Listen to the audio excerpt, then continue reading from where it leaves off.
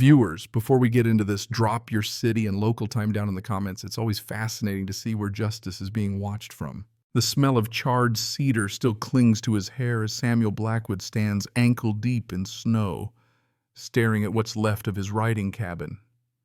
Ash drifts lazily through the pale Minnesota sky, the ruins creaking faintly, like the ribs of a whale long gone to sea. He doesn't need the insurance adjuster's clipboard to tell him this wasn't an accident. The burn patterns are too neat, like someone followed a how to commit arson manual written by a perfectionist. Historians still argue whether arrogance or ignorance ruins more schemes, but this one smells like a cocktail of both. And kerosene. He moves methodically the way 18 years on the federal bench have trained him, their boot prints in the snow, size 7 with a heel pattern that screams luxury brand instead of hardware store work boots. And over there, drifting faintly above the accelerant stench, the sweet insistence of Chanel No. 5. The crowning clue rests under a pine, a melted purple glove more suited for manicuring roses than torching timber. Quirky fact, purple dye in gloves was once a Victorian status symbol. Now it's just Exhibit A. 30 feet away, the security camera's titanium housing sits stubbornly intact, its LED winking green, as if to say, "You're going to want to see this." He pockets the memory card, already imagining the crisp playback. The fire started around 2:20 a.m., yet the fire trucks didn't groan up the road until nearly an hour later.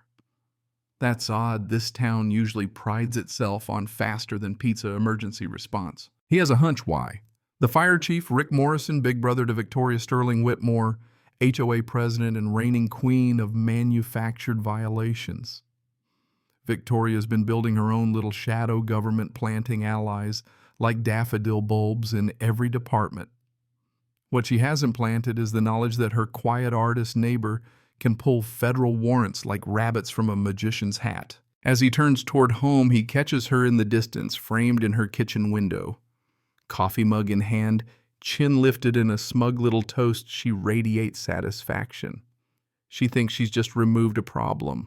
What she's done is step directly into a federal courtroom she won't walk out of smiling. The next 72 hours are a chess match played in plain sight. He moves his rook-quiet phone call to Eleanor Vasquez, the 77-year-old widow 4 houses down, part grandmotherly tea sipper, part neighborhood MI6. She's been a target of Victoria's before, and her memory's as sharp as her .22 rifle. That night she waves him over to her back gate with the urgency of a Cold War courier. Through her telescope, yes, she keeps one for watching meteor showers and HOA skullduggery, they see 6 silhouettes in Victoria's garage. Among them, Rick Morrison County Inspector Daniel Chase and 3 board members whose smiles have never quite reached their eyes.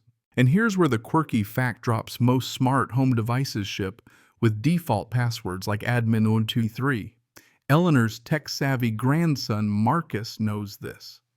Historians still argue whether teenagers are more dangerous with car keys or a Wi-Fi password, but tonight his skill set's the bigger threat. Within minutes, Victoria's Alexa feed is streaming crystal clear audio into Eleanor's kitchen.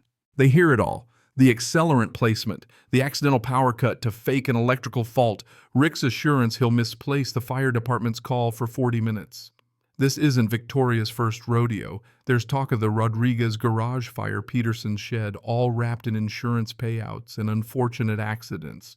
Even the gloves purple, of course, are standard issue in her little empire. The plan's diabolical in its mundanity, burn, delay, collect, repeat. Samuel uploads every second of the recording to secure federal cloud storage, already drafting warrants in his head. By dawn, Agent Maria Santos from the FBI's Minneapolis field office is sipping coffee at his kitchen table, eyes lighting up when he mentions the cabin's proximity to Chippewa National Forest. That bumps it into environmental crime territory, a whole other legal hammer to drop. The Bureau outfits his property with covert cameras so small they could be insect wings.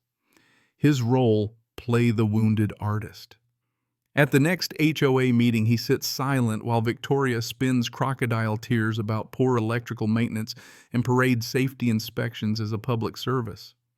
He nods, takes notes, and lets her think she's winning. Inside his coat, the wire picks up her parting jab to an ally. Some neighbors need to learn the hard way. The quiet artist finally got his lesson. She doesn't know the quiet artist has been building a case so airtight it could survive the vacuum of space. And with every smug smile she flashes, she's helping tighten the lid. She arrives at the federal courthouse, dressed for a polite skirmish. Navy suit, cream blouse, red-soled confidence tapping a metronome across marble.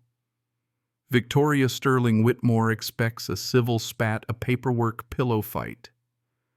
Then she looks up.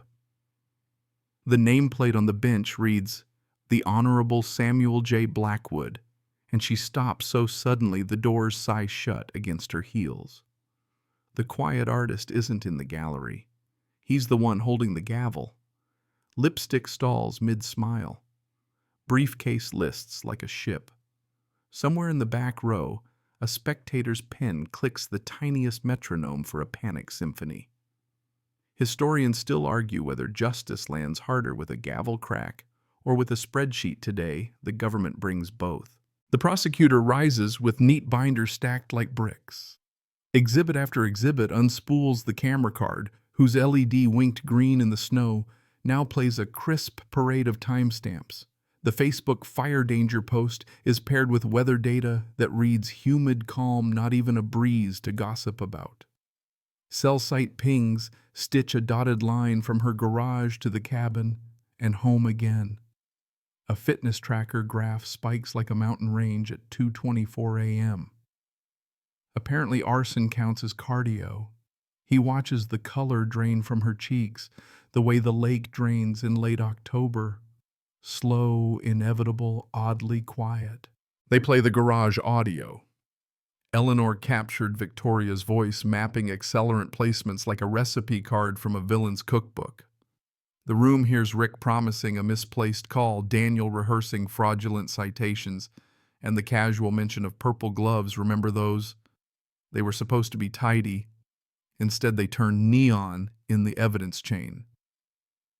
A quirky tidbit for the courtroom buffs the white noise machine humming at the bench isn't there for ambience. It masks sidebar whispers so jurors don't eavesdrop like raccoons at a picnic. Today, even the hush sounds incriminating. Victoria tries to rally something about community safety and misunderstood protocols, but her words tangle the way power cords do when you swear you put them away neatly. When the prosecutor lays out potential sentencing ranges, her knees bend, not in deference, just physics finally collecting its bill. Marshals step forward. Her famous heels stop clicking. The only rhythm now is the faint clink of cuffs and a clerk steady typing the soundtrack of consequences. He doesn't gloat. He simply breathes as if the air is finally his. Again, Chanel No. 5 replaced by the clean scent of paper ink and a future that survived the fire. And now the tempo eases, the sharp lines of the room softening the way frost softens a field at dawn. Everything quieter, everything a shade lighter, and he lets the images settle, snow drifting across blackened soil, a steady lamp on a desk, the small evergreen outside his window that somehow kept its color through the storm. He thinks of Eleanor's telescope capped and tucked away, of Marcus closing a laptop with the sheepish pride of a kid who did something big and good, of neighbors who step into the light when it matters not, with speeches just with steady hands. Papers will be filed. Hearings will roll forward. Days will stretch and fold, and in the long corridors of the courthouse, the footsteps will sound ordinary again. No drama, just the measured pace of work done properly. He will write. He will walk the property line where the ash meets the new snow. He will let the silence be generous and kind instead of sharp. And he will remember that even in the coldest season, something patient is always preparing to grow. If your heart is beating a little faster, let it slow. If your mind is replaying the sparks, let the embers dim. If your shoulders are high, let them fall and feel the room hold you, the way a good chair holds a tired traveler. There will be cabins rebuilt and gardens planted and bylaws rewritten by calmer voices. There will be evenings with warm cups and linty blankets and a soft light that doesn't try to prove anything to anyone. Breathe in a count you can keep with your fingers. Breathe out a little longer than you expect, as if you're making space for the next decent thing to arrive. The snow outside is still. The air inside is warm, and somewhere a door closes gently, promising nothing more dramatic than rest.